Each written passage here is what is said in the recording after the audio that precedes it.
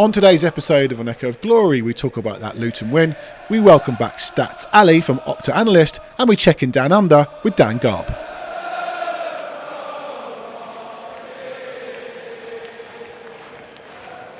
Welcome to another episode of An Echo of Glory. Joining me once again, Jake Robson. Hello. Hello. And a hat-trick. We haven't got a hat-trick ball for you, I'm afraid. One on Zoom, two in the studio. OPTA's Ali Tweedale. Hello. Thanks for having me back. No, delighted to have you back. And he's playing centre-back this time. Yeah, he was sort of playing right side of me last time. But now he's in a nice position next to you, Jake. Like Van der Ven and Romero over there. Is being moved from right back to centre back, is that an endorsement or No, I think it's a regression. Right, okay, yeah. There's more responsibility. There you go. Set and a half. Better on the ball. We'll do your running for you. So I ain't doing anybody's running. So we'll start, as we always do, with a bit of club news. Yesterday it was announced that Johan, and I'm going to call him Langer, I think it's Langer, but he does have the word Ange in his surname, so maybe that's why they appointed him. Lange, appointed as technical director yesterday. He'd been at Villa since 2020, couple of roles, got moved around. I think when Monchi came in as sort of sporting director, he got demoted towards the academy side, and he's now taken over as technical director at Tottenham. He's had a few coaching spells at Lyngby, Wolves. He was assistant manager there, didn't go too well, and did well at FC Copenhagen in different roles there. So we finally got someone in. It's taken a while to get a technical director in, so that's hopefully a positive. Yeah, I mean, this completely has passed me by, to be honest. My first thought when I heard this news is, does that mean it's the end for Paratici? Is he sticking around? There's been some unconfirmed reports that he has been sort of working on a, I don't know, pay-as-you-find-a-player basis, that he's sort of still around. There's a few social media memes of, seeing the skies still at the club, but I don't know. I've got a feeling he's got a good black book, hasn't he, of players. He's got a great list of players, so I imagine they're all still working together. In terms of the teams, the senior teams, the ladies lost, the women's side lost, sorry, they didn't lose, they won 3-1 against Bristol City, their first win of the season, which was good. Both Finns, Evelina Suman and Olga Artonen scoring, as well as new signing Martha Thomas, who's got 2 and 2. They play Reading in the League Cup on Wednesday. The under-21s didn't have a league game. They beat Bristol City in the Cup 2-1 on Monday night. And the under-18s won 7-2 at home to Norwich. All three teams are top of the league. How do we feel about that? We're having a laugh. That's what I say. But what it shows is that we discussed it last week, Ali. All the club, everyone's buying into this. We watched the women's game against Chelsea last week. Yeah, they lost, but they played some brilliant attacking football, which they hadn't played for years. It just shows that everything's coming together. Yeah, I guess so. That is a really a reasonable but very positive way of looking at it. I would say there's probably an element of coincidence about that. Come on. Yeah, sorry. But no, it's a good thing, obviously, of course. No, but I think they are. I've watched a couple of games and some highlights. I personally think that, look, you'd like to think that they're all everything's joining together. So we'll see, but time will tell. Time will tell. Let's come on to the men's team. Ange is back to the casual look, Jake. I know. I'm not a fan. I've got nothing bad to say about Ange, but I think he might be the worst dressed Premier League manager. That is a bold statement. The worst. Name a worse one? No. Well, I don't like tracksuit managers in a baseball cap. Fair, but I always think Klopp looks quite. It suits him. Yeah, I have to say I'm not feeling Poch in the Chelsea training kit. I don't remember seeing him in the suit much this season. Mm-hmm. So, no, I've barely seen him in the suit. I bet he rocks it out for the Spurs game. I just think the suit for the North London derby was not a good look. No, yes, but we said that, but we also said that it looked a bit better in the Liverpool game. It did, right. Yeah, it did. Had it grown on us? But there was, there's just something about him that I just can't. It just doesn't look quite right. But do you prefer the suit or do you prefer the casual? The casual look? Yeah, I thought you were going to say, do you prefer the suit or do you prefer the points? I'll take both. I don't care what he looks like, to be honest. There you go. But it's something that I've noticed. Yeah, because we obviously had Ryan Mason in the hoodie. I don't think Ange's rocking a hoodie. No, and obviously Conte was suit every single week, more or less, wasn't he? Or something very, very stylish if he was casual as well. So Yeah, but his football's rubbish. So. there you go. So what do you want? Like you say, I don't care what he wears, Yes. as long as we start keep playing well. So we'll start with the lineup for that game, which we always like to do now. And once again, putting it up on our screens. If you're listening to us, you can watch us on YouTube. If you're listening on Spotify, you can press play, make your screen bigger, and you can see us using our wonderful screens in the studio. So this was the starting 11. No surprises. Vicario, Porro, Romero, Van de Ven, Udogie, Sarr and Bissouma in front. Kulusevski, Maddison, Richarlison and Son. Obviously with Solomon getting injured in the week leading up to the game. That may have been the only debate. So quite frankly, no surprises there. No, yeah. It's a very, very, very good team, isn't it? No surprises. I suppose on the flip side, there's no surprises because there isn't really anyone on that bench that is really pushing anyone in that lineup right at this specific moment. So, but the team, the first 11 was brilliant, yeah.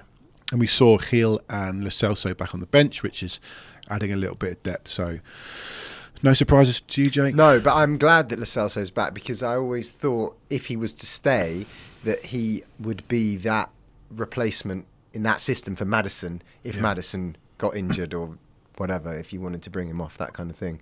And I think there's a good player in there that obviously fell out maybe with the previous manager. Maybe it looked like he was going to leave. You know, we've seen players.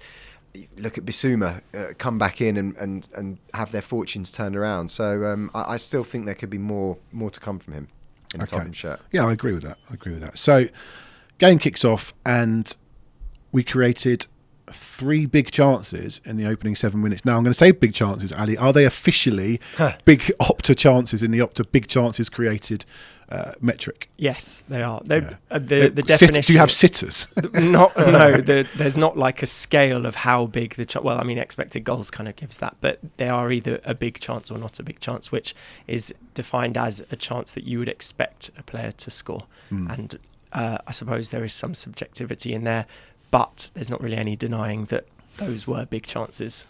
Yeah, and they were missed. And I think we would clearly try to take the game to Luton early on, get an early goal, and that would change the way that Luton have to play. I talked about Richarlison on here last week saying I'm just not sure, and I've gone even further down that road now because the way we're playing, we've got to take these chances, and there was obviously a game plan, and I feel like the game plan failed because he missed these sitters, and I'm not saying Johnson would have buried them, but I feel like he might have certainly got one of the two. I think Richarlison's yet to score with his feet for Spurs. I think all of his goals have been headers. Sounds about right. Yeah, it's a worry for me. He scored that goal with his head, and which one? The header that he scored for Tottenham.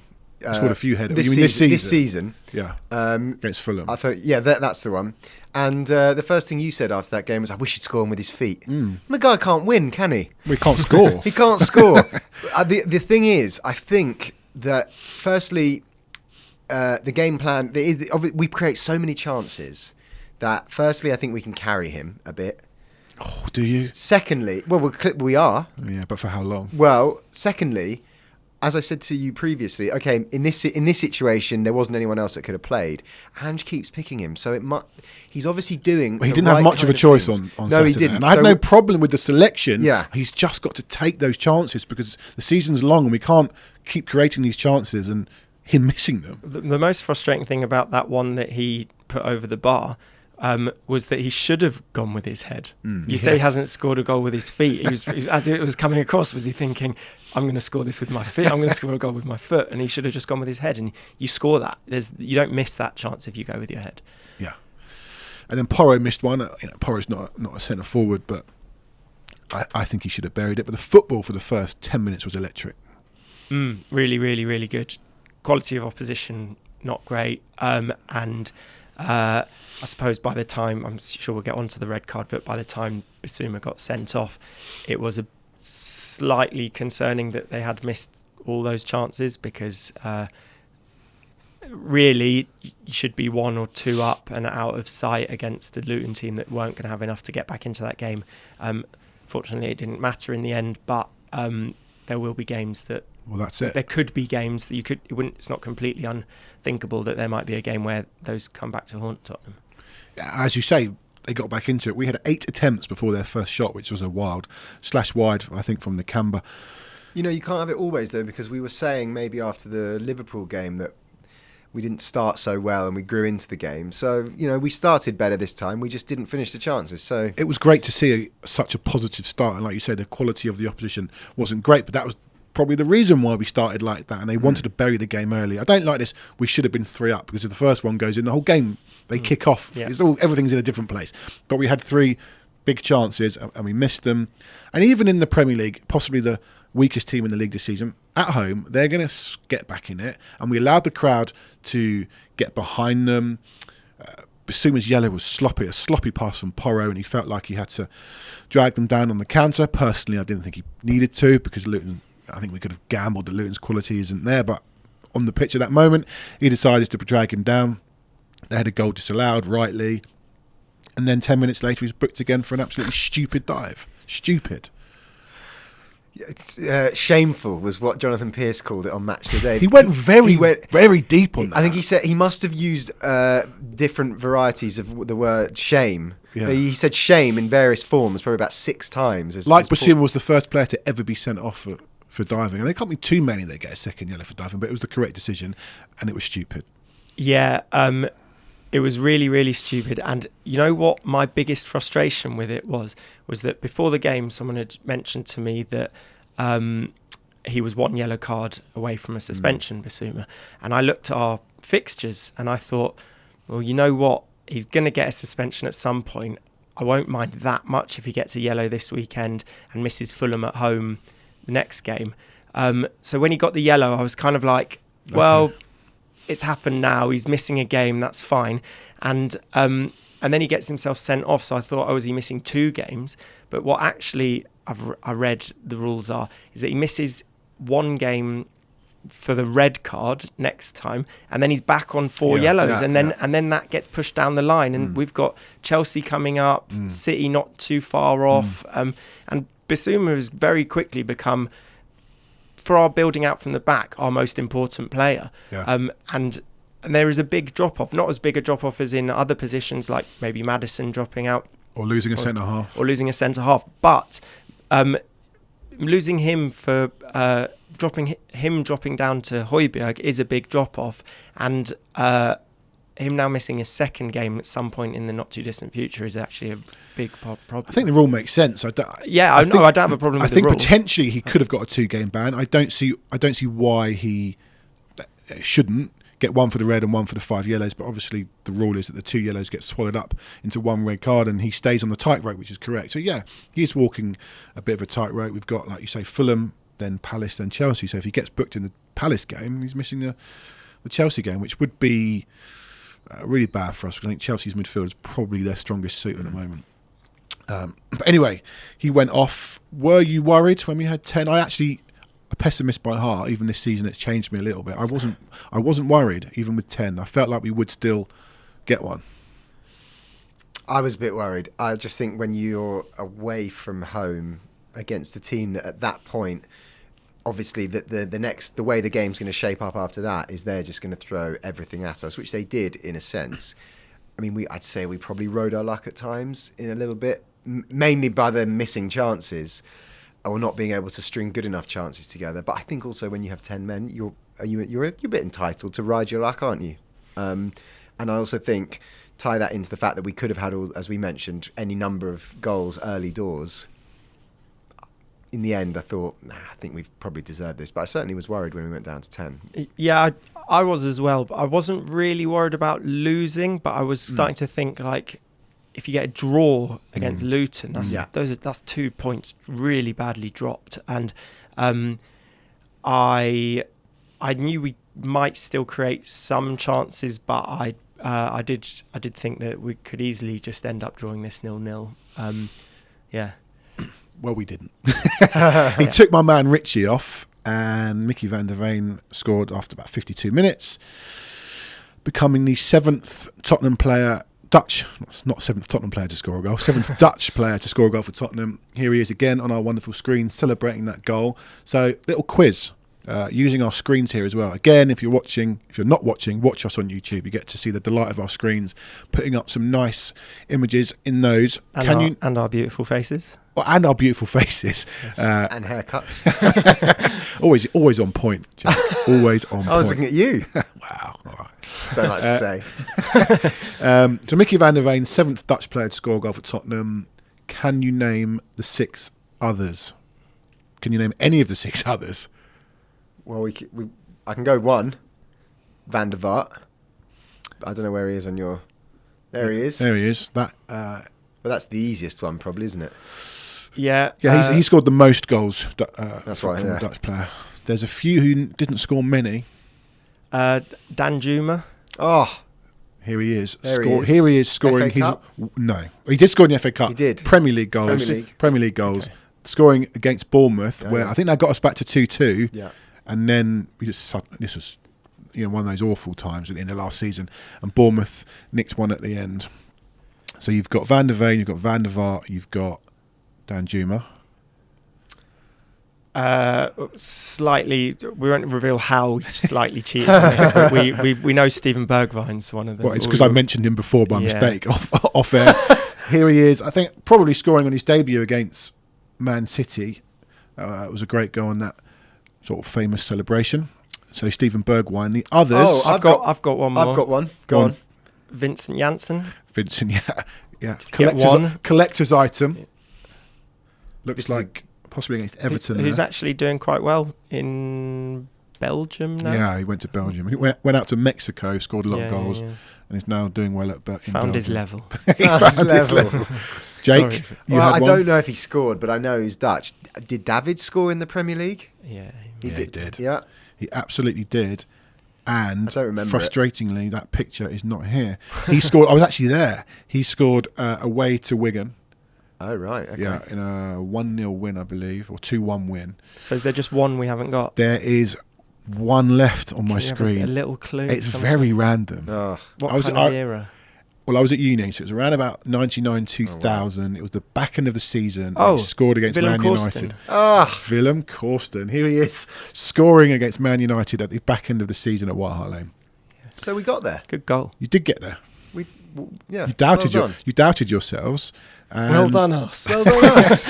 Well done you. Well done Mickey. Well done Mickey. Well done everybody. Well done Maddison for the assist. Yeah. Because that was shades of what he did in the North London derby to Saka, just on the other side. I don't know who the Luton defender was. Turned him inside out on the goal line, pulls it back. Yeah. You know what I liked about it is that he knew what he'd done was so good that when Van der Ven scored and ran towards him, Maddison was expecting him to be like, yeah, come to me, and he didn't. He went to the fans. So Maddison went and celebrated on his own because he wanted people to be like, the adulation. Rightly, because he made that entire. He did everything basically. Van der Ven's finish was good, but it wasn't. He didn't really do much, did he? And it was a Maddison, one of those goals that you kind of expect the goal scorer to run over to the assister, like pointing at him. I had one of those moments that I've had before where I say something really stupid, which happens a lot if you listen to all 20. Why haven't they put it in the mixer? Well, no. So I'm going to go back a few years when I once said that I think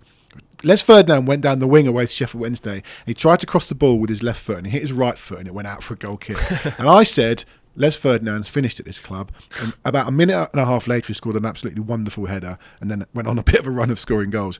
Carl Walker against Arsenal. Yeah. I said, don't shoot. And he shot. And on Saturday, watching the game at work, and I said, you know something? Maddison is starting to annoy me here. He annoyed me against Sheffield United. I feel like he needs to grab games a bit more. Obviously, such a stupid thing. I was just looking for an excuse as to why it's 0-0 against Luton. We got the corner, and I just thought they showed him obviously taking. I think he walked over. The ball went out, and Maddison maybe went and got the ball or something. I went, he needs to grab this game. He's not doing anything. And then 20 seconds later, he drifts past the Luton player and with a wonderful assist. Where are you on Maddison and how he sort of come in and grab that number 10? You are, Johnny. No. I think enough of him. I think he's a wonderful footballer, and I'm so glad we've got him. And he's come in and taken that number 10 shirt. We talked about it last week and done brilliantly. So I take back what I said. It was just an off-the-cuff, frustrating moment. But I assume we're all on the James Maddison train. Love him. I just think he's one of those players that when Leicester went down, I said that he is the player that we need to go go for, just because he makes teams play so much better. I think if he was ever missing, we can see already that if he's going to be missing, we'll see the drop-off, a massive drop-off, and Leicester had that for years. I just think he's perfect as well for what for the style of football we're trying to play.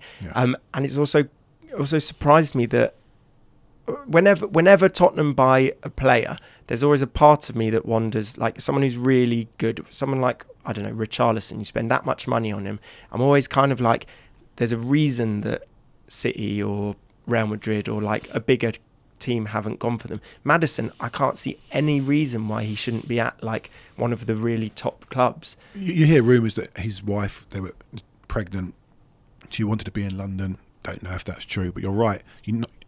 But even so, Chelsea were buying every attacking midfielder on the planet. Like he would have made them better. I think Man United have a bit of a Maddison-shaped hole in their midfield. I know they've got Bruno, but it's slightly different. He's playing him out wide. Don't know why. Anyway, we're not here to talk about Man United. The funny thing I always think about Maddison, though, is all of the ex-player pundits always, even at Leicester as well, always used to and still do sing his praises and say how much of a talent he is. And as someone who has never played professional football, I know that they are seeing, I mean, we can all see he's good, but they're seeing things that we aren't seeing. And so I just always think when he's mentioned in in sort of the same breath as the likes of Glenn Hoddle in Tottenham terms, this kind of thing, that's when I'm thinking, well, these guys, I know people, they divide opinion, a lot of pundits, but they do know what they're talking about when they can spot talent, because they've been around so much talent their whole playing careers, and when they say that a player has got something, I think you have to listen. I think the one thing he's doing is he just keeps surprising you.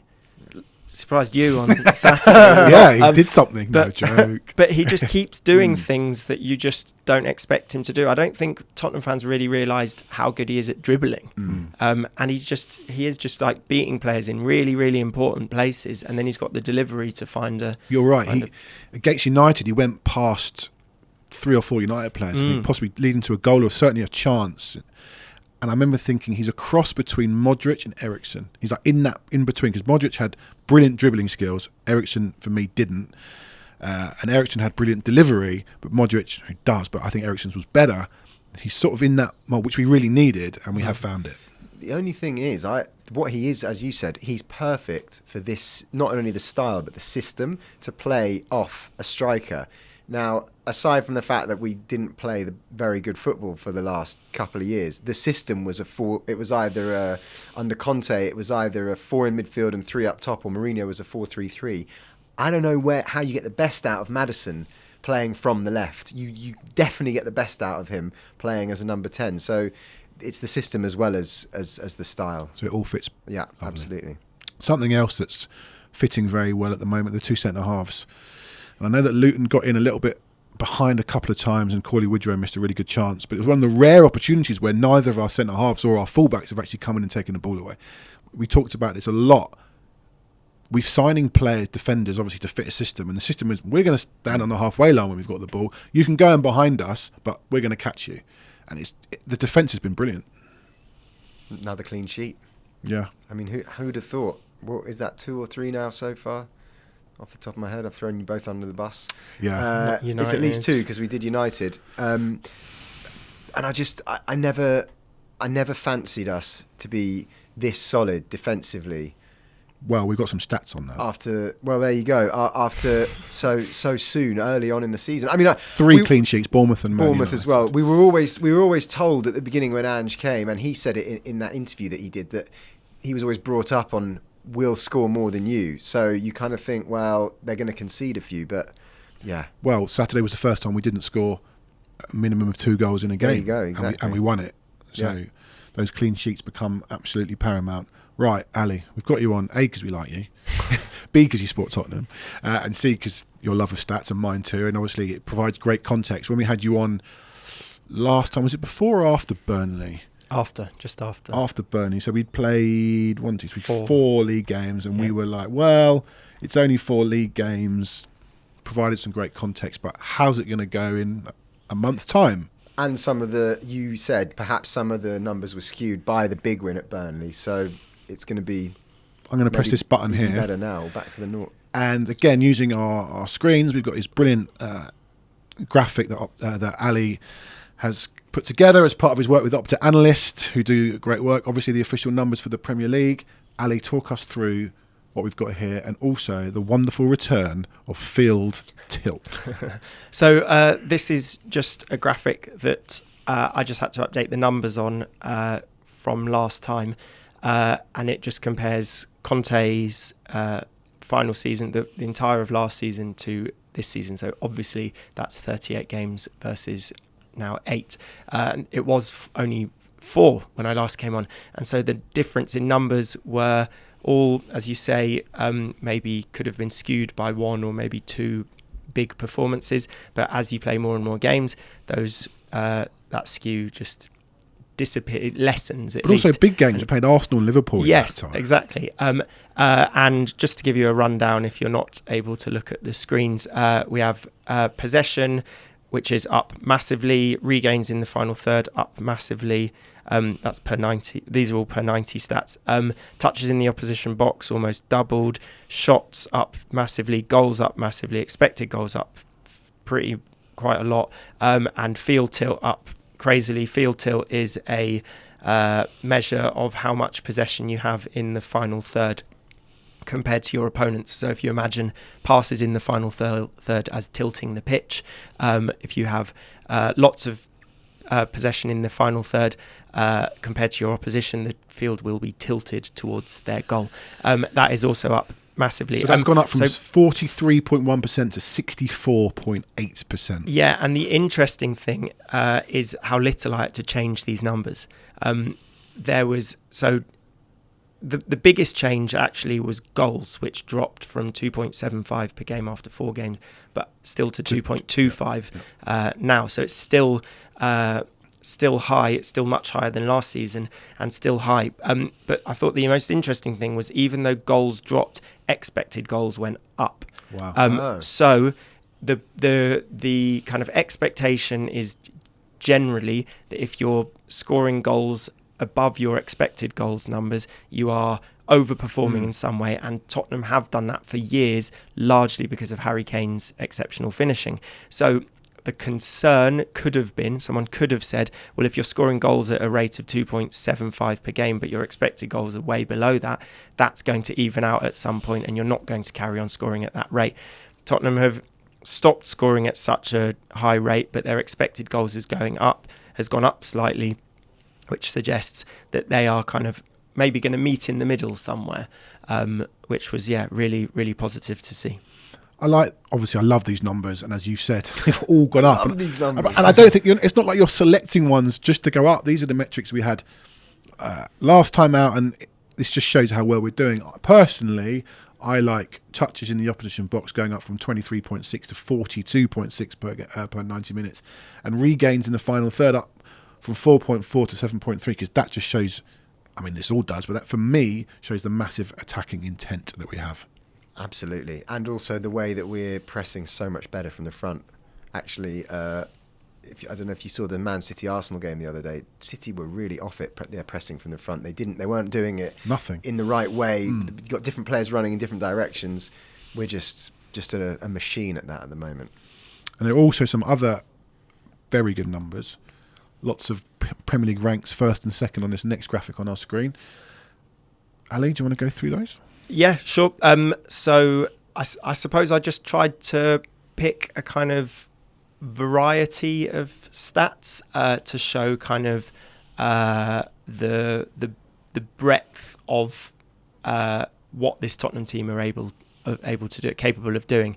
So we have Spurs top of the Premier League for shots, touches in the opposition box, successful passes in the final third, and PPDA, which is passes per defensive action. So that is, when I say they're first, I suppose you wouldn't necessarily say that is the best, because what that stat says is how many passes you allow the opposition to have for every attempt you make to either pressure the ball or win the ball. Tottenham's is the fewest. So a team might have a really low really high value for that, but that's because they sit back. Someone like West Ham playing really well, but don't allow the opposition to have the ball, but then don't pressure the ball or go to win it very often, but still are effective. Right. I suppose the reason I call that first here is because that is very much how Tottenham are trying to play, and they're doing it successfully.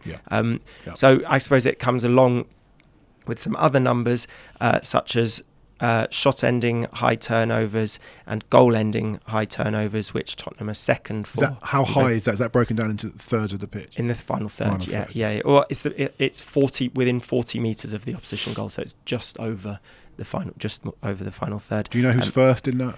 Sorry to put you on the spot. No, I don't. So just edit that little bit out, please. I'll add something in later.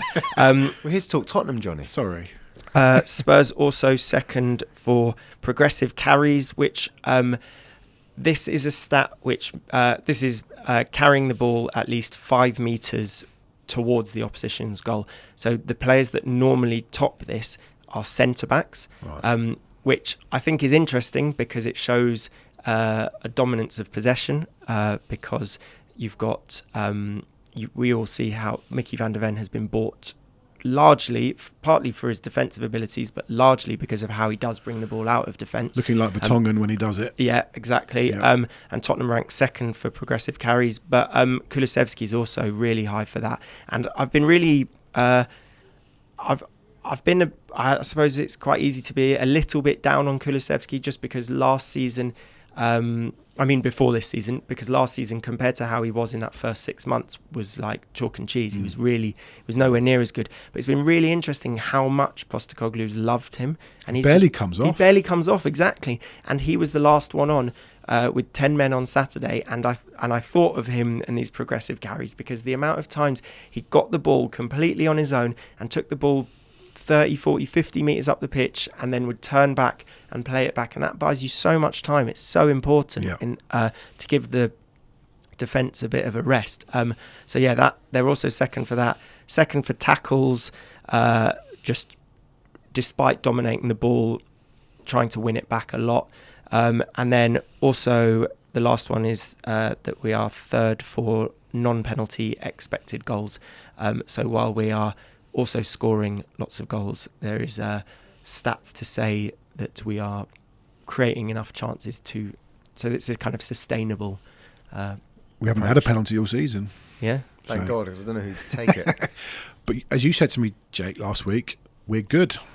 You're just taking the words right out of my mouth. No, I'm going to go one better than that. Looking at that, we're the best. Well, we didn't know who some of the firsts were. Yeah, who cares?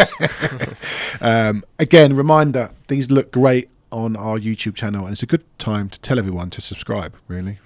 Why not? Give us a subscription. And you get to see these wonderful images. It's free, doesn't cost you anything. Right. You won't get spammed. So we do, but, and this is a Tottenham podcast, so there has to be a but. Is it fair to say, possibly, I'm going to bring the graphic up in a second, we've ridden our luck a little bit? Obviously, Luton they missed an open goal. If you did have a sitter metric, that would have been in it. Who brought the Arsenal fan in the room? Don't ever call me that. There has to be a little bit, I think, of looking at the other side of things. Ali, talk us through where maybe it's not going so well. This is not me trying to put a downer on things in any way. I just thought the numbers don't lie. For balance, it was necessary to kind of say, well, Spurs are top and are top for loads of metrics, but it hasn't been perfect. Yeah. So I just thought I'd bring some kind of... one positive is this list is significantly shorter than the other one. I'll just run through some of these numbers. Spurs rank bang in the middle of the table for shots conceded, shots on target conceded, goalkeeper saves comes along with that, and XG conceded. I think it's fair to say Spurs wouldn't be where they are with Hugo Lloris playing like he was last season. I think Vicario has been a really, really massive signing. They just have, if you think about maybe the first 30 minutes against United, they missed quite a few good chances. That Bruno Fernandes header comes to mind. Was it Adebayo for Luton on Saturday? There just have been some sort of moments of I don't know, just good fortune. Yeah. Yes. Well, I mean, maybe you make your own luck. You I don't know. 100%. But yeah, just they have conceded quite a few. So one thing I should say is I've put rank here as being, so for example, for shots conceded, Spurs rank 8th. So I'm saying that is the 8th best. So it's in the top half of the table, but it's way more than specifically for shots on target conceded, it's way more than the likes of Arsenal and City. It's like really, really high. But Vicario has been really, really good. Then also Spurs rank 8th for shot conversion rate and 16th for big chances missed. So only 4 teams have missed more big chances. Yes. I think one thing to say about that is it's actually a good thing to have that many big chances to miss. And often you get, I'm pretty sure there will have been seasons where Harry Kane would have been top for goals scored and big chances missed. I think we know who's top of big chances missed. Yes, don't we? Exactly. I suppose the downside to it now is Tottenham don't have Harry Kane missing those chances, and there isn't that much evidence to suggest that Richarlison will eventually score them. But it's a good thing to create them. But yeah, shot conversion rate 8th best in the league. I suppose that's kind of linked to the fact that other than Son, the front 3 haven't been scoring that many goals. The goals have been shared around the team quite a lot. Which is a positive in itself. Yeah. So these aren't inherently negative things, but I suppose there's just areas for improvement that Postecoglou might be thinking about. And also, a lot of them are based on more defensive stats, aren't they? And as I said earlier, at Ange's core is we're going to score more than you. So it sort of always felt like he was going to address the attacking side of things, and it turns out he's managed to do both. But I'm not that surprised that basically our attacking numbers are really good, and perhaps our defensive ones aren't quite as good yet. Yeah, absolutely. I don't think anyone should be getting too down about these numbers. Okay, so again, watch us on YouTube, because this is where you get the benefit of seeing these wonderful stats tables that Ali has put together for us. Very lucky to have him on our side here. It's great to see, and it's great to provide more context, because like we said, we looked at it after week 4 and it was great, but we were a bit, let's see how it pans out, and it's panned out very well so far. Absolutely, yeah.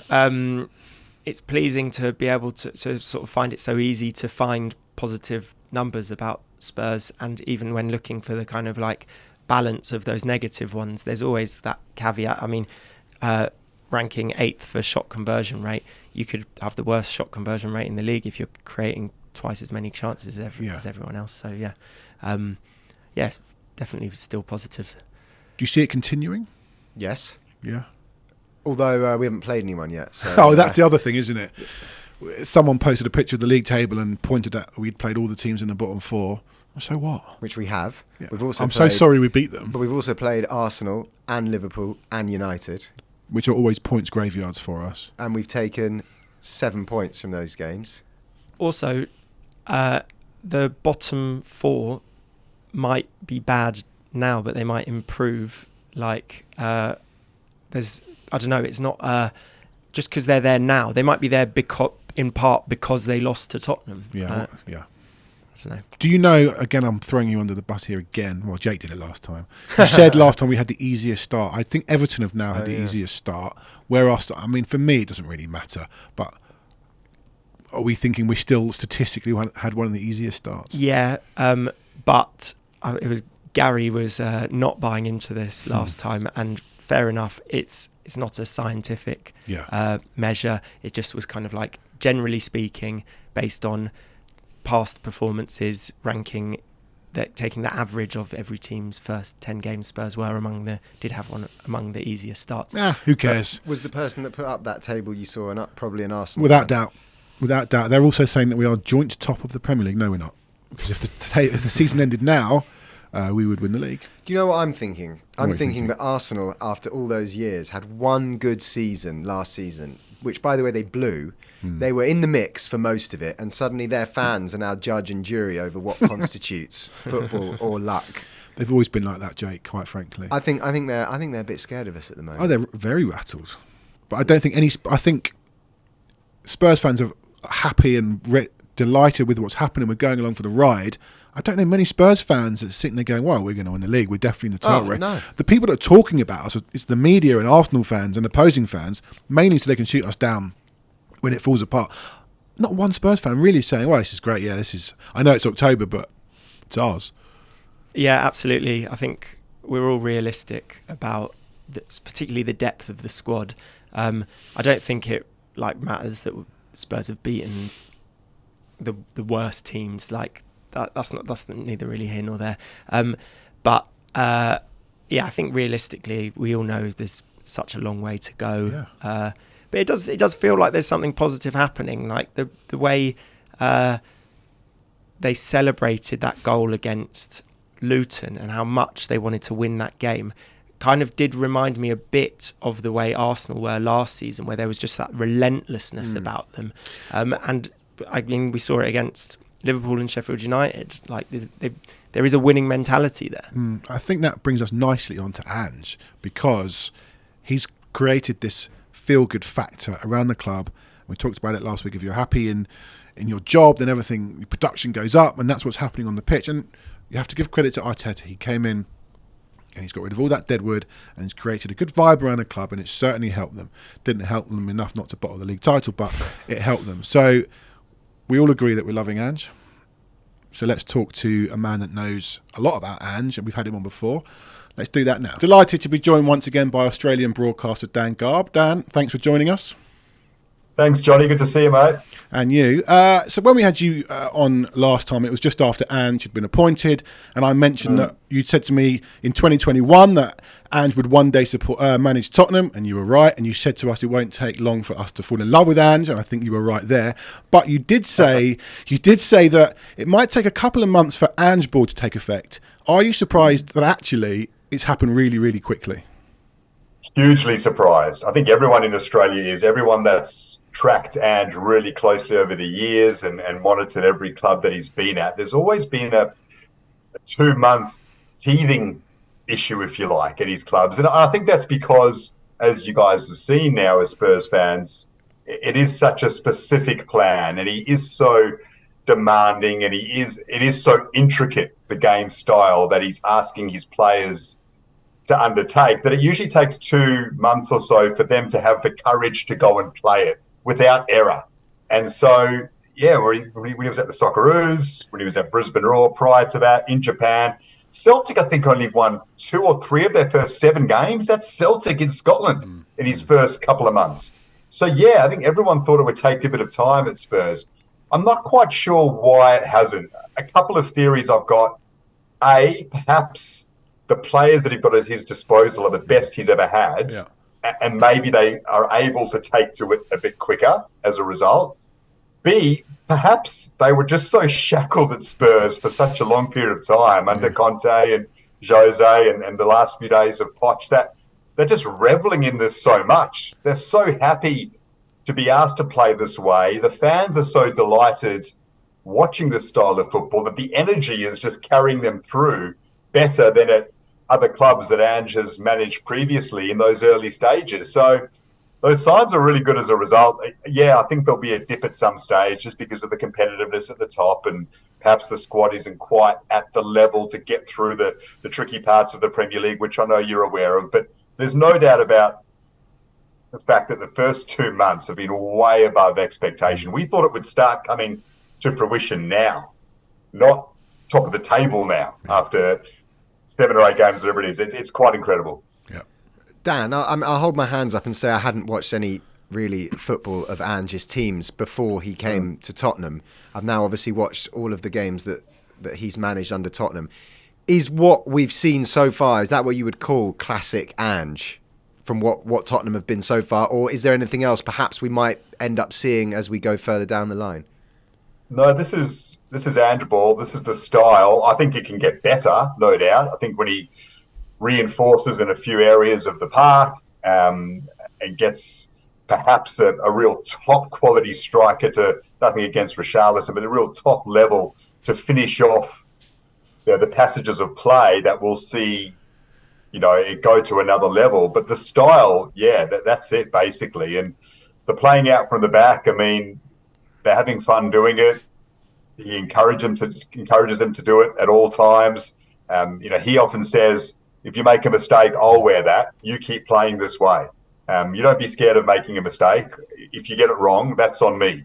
But don't ever hold back on this style of play, because that's what I'm asking you to do. So, no, that's basically it. But I think there are levels to go to. And that's the exciting aspect of it with Ange, is that, let's see what happens when he gets a higher level of player to work with. And he's already got some quality ones, of course, but some extra depth there. I mean, at Celtic, he got to a level because we know what Celtic do in Scotland, of course, but give him players of the absolute top quality to carry out that style, because it's been proven that players like playing that way. It could be very exciting for Spurs in years to come. There's a lot to look forward to when you consider all of that. Hi, Dan. I was just wondering if you've seen, has there been like a noticeable increase in Tottenham supporting out there or not? And I suppose, are people going to carry on supporting Tottenham? Are there still sort of Liverpool and Leeds fans because of Harry Kewell and Mark Viduka back in the day, or is everyone just going to be there for Ange while he's at Spurs? Yeah, well, Australia is a pretty mature and well-established Premier League market. Like, it's not just as if people were sitting around without a team. Oh, Ange has gone to Spurs. All right, that's my team now. Mm-hmm. Like, the overwhelming majority of people who follow the Premier League in Australia have a team, and don't just have a team. They are loyal fans who wake up in the middle of the night and spend thousands of dollars to get to England and follow their team. So they're not going to just switch to Tottenham. We all know that's not how it works. I would say Tottenham is everyone's second team right now, apart from perhaps Arsenal fans, of which there are plenty in Australia. Outside of them, I think everyone is hoping Ange does well. There's certainly some who wouldn't have a team just yet, who are maybe taking to the Premier League off the back of this, and Tottenham will be their team. I think where you will see the impact of Ange on Tottenham fans in Australia is in 10 to 15 years.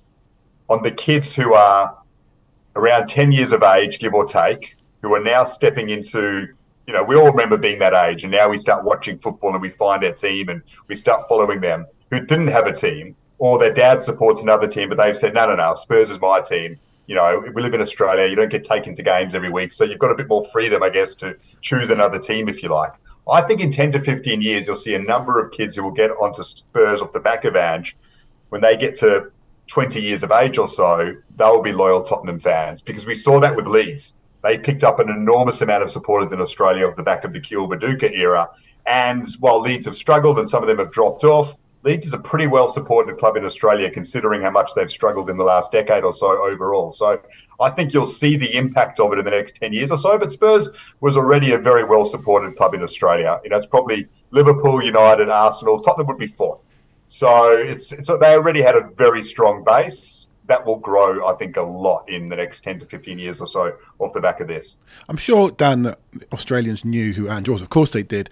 But were they so aware of Ange ball itself, the way that Spurs are playing?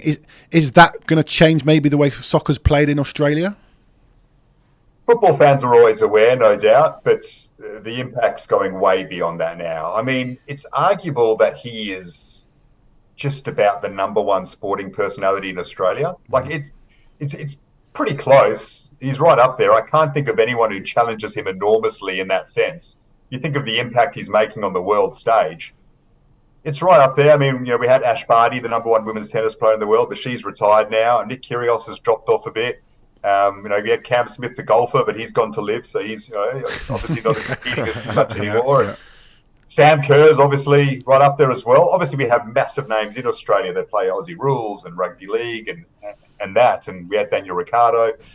He's now dropped off. There's an argument that Ange is the biggest sporting personality in Australia at the moment. Certainly the impact he's making on the world stage is right up there. There's probably a few NBA basketballers that we have that would potentially rival him. So what that's doing is transcending into every part of Australian sport, not just the football fans. And he is just a hugely recognisable name in the country now. There have been features on every single network about him. in regards to your question on the style of football, yeah, I mean, I think people are realising now that that is such an impactful way to play. And if our greatest ever Australian coach, which he is already, is imploring a Premier League side to do that and getting them to buy in, well, then yes, everyone else will adopt that method as well. But yeah, whether they're as successful or not, well, it's obviously a far more difficult challenge. And you mentioned getting up. You know, you guys have to get up early in the morning often to watch games. I can't let this moment pass without talking about your team at Liverpool and your thoughts on the game. Not only your thoughts on the game a couple of weeks ago at the Tottenham Stadium, but also Liverpool starting. Are we both in a title race now? Yeah, well, we'll wait and see if Spurs can maintain it. I think everyone, you guys would obviously be more aware of this than me, but I think we feel that there could be a dip coming for Spurs only because of the squad depth, really, and the fact that you haven't been in this position before, and it becomes a grind and it's a marathon. We all know that. Look, if Spurs are in this position come Christmas, well, then the narrative probably changes a bit, doesn't it? We say, all right, now they are in it. How long can they last for? You maybe sign a couple of players. Potentially you do. Liverpool, yes, I think we're looking really strong, which is why I wasn't as frustrated with the decision, which was obviously a disgrace at Tottenham as some others, because I thought we still came out of that game with a lot of positives. I mean, Spurs needed a pretty fortunate own goal to win it late on when Liverpool had 9 men. We defended really well. I think we're looking really strong in midfield. Szoboszlai is just a remarkable signing. I look at him and Maddison and think, probably the 2 best signings so far this season in the Premier League. Similar players who have both been brilliant. So he's made a huge impact. And yeah, obviously that moment was ridiculous. We all know about the drama. I can understand Klopp's frustration. He took it too far. I think there was a method to it. I think he had a plan as to why he wanted to say that. He knew there was never going to be a replay. No. Like, he's not an idiot. Yeah. But he obviously wanted to say it to make the most of Liverpool's injustice. I mean, managers always play those games. We know that. So I think there was definitely a reason for it. But of course, on the surface, he took it too far. But all in all, I think Liverpool did pretty well considering. We know that. But Tottenham found a way, as Ange teams often do. I mean, that's the other part of his style, which I think you'll come to realise, is that it doesn't matter if it's the 95th minute or the first minute. He will tell his team to play that way. Yeah. The whole way through. And you've had a couple of big late wins late on in games where you've played that same style. And we've all seen it with our teams before. You know, it gets tense, it gets pressurising. And what do? You start lumping it into the box, hoping for a miracle. No, Ange wants you to keep playing that same way. And he did it in an A-League grand final famously, coaching the Brisbane Roar against the Central Coast Mariners away in a grand final. They were down 2-0 in extra time. And they kept playing that same way, scored 2 late goals, got to the penalties and won the shootout. And it was a great story because these players just said, it doesn't matter what time of the game it is, what the situation is. Why would we change from the style of play that has made us so successful when we need a goal the most? That's his theory. Yeah. And it makes sense, really. Yeah. And, that's already been shown on a couple of occasions for Spurs late on with those winners. And you've done it playing that same style. So, yeah, I'm sure you'll grow very fond of that in time. Long may it continue. And Dan, thanks again for joining us. I'll let you go because I know it's late over there. But great to hear your thoughts and what's going on over in Australia. And we love to hear more about Ange. And we'll definitely have you on again soon. No, happy to. Well done. Great start, boys. And enjoy it. Thank you, keep the Kangaroos and the Australian songs going in the Spurs away end, please. We love it. Will do, mate. Lovely. Great to see you. Cheers, Dan. Cheers. Cheers. Yeah. Thanks, mate. So great to talk to Dan again. We're all loving Ange, as we said, and the vibe over there is still very, very positive. So let's move on now to what's going forward. International break. Always a scary time for a Tottenham fan. Everyone came back okay last time. Fingers crossed that happens again, because the squad, as we've said so many times, is a little bit thin. I know we had players coming back on the bench this week, but in certain areas it's still thin, and that would be a big problem for us. Yeah. Is it a worrying time just because players get injured on international duty? I think that is a worry. I think that's a legitimate worry. I think we also have a bit of... Doesn't everyone have that? Of course it is. And Arsenal have lost Saka and... Why am I talking about Arsenal?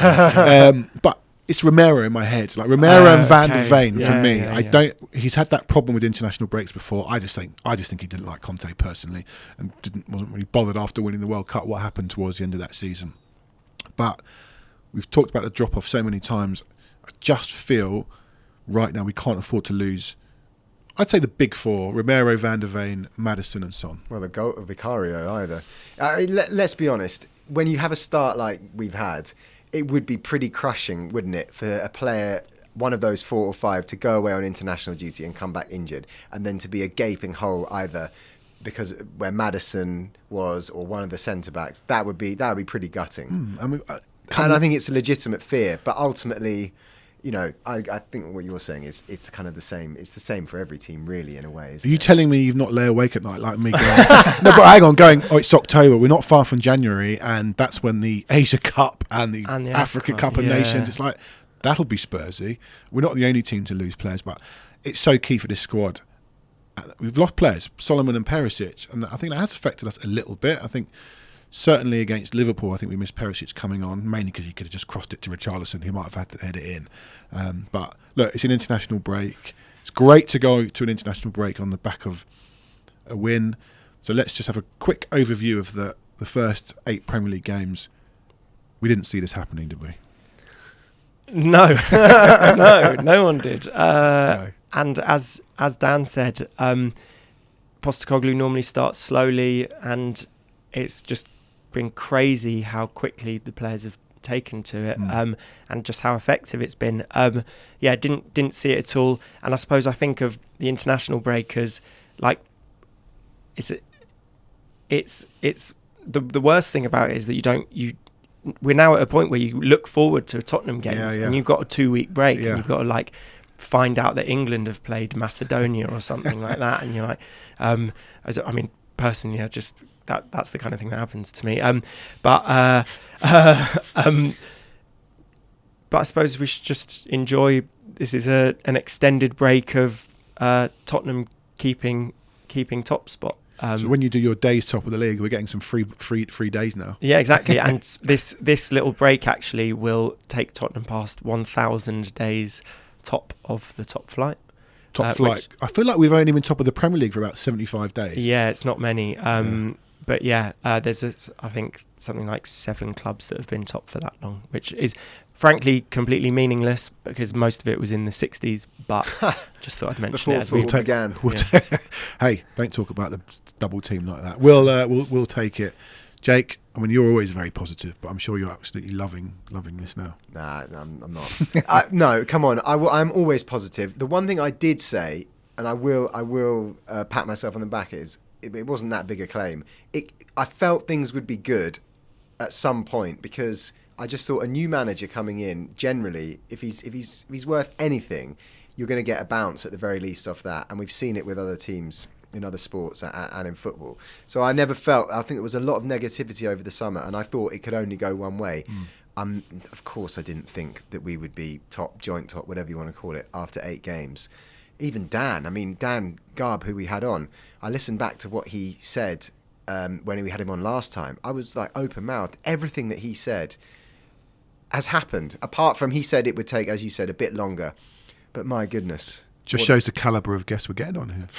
Only the best. Only the best for Echo of Glory. You should go back and listen to it. Not you. You. To dare is go for it. To dare is to didgeridoo is what it was called. Yeah, absolutely. Fantastic. One of our early episodes when Postecoglou got appointed in the summer. Okay, Jake, plans for the international break, another holiday in Spain? Yeah, feet up, international football, all day, every day, and the rest of it. Okay. Just bit of Cricket World Cup? Absolutely. Cricket World Cup. Bit of golf. Very nice. I'm not. No, none of that. I'm working. I was about to say that you're fitting a hell of a lot in. No, absolutely not. I'm working. Working my socks off. Okay. Ali, what does an OPTA statistician get up to during the international break? It's quite a nice time. That's a holiday. In that you can. The thing with working with data is that things go out of date so quickly, especially with midweek games. So the good thing about an international break is you can write something that will sort of have a bit of longer shelf life and you can take a bit more time over. I'm actually going to write something about Spurs, so get on OPTA Analyst, theanalyst.com, and check that out. We absolutely will. Subscribe to all their social media channels. do that. Subscribe to ours. Whichever order, not fast. Just do both. Gentlemen, thanks for coming on. I hope you all rest well and don't get injured on the international duty. And we'll see you soon. And up the Spurs.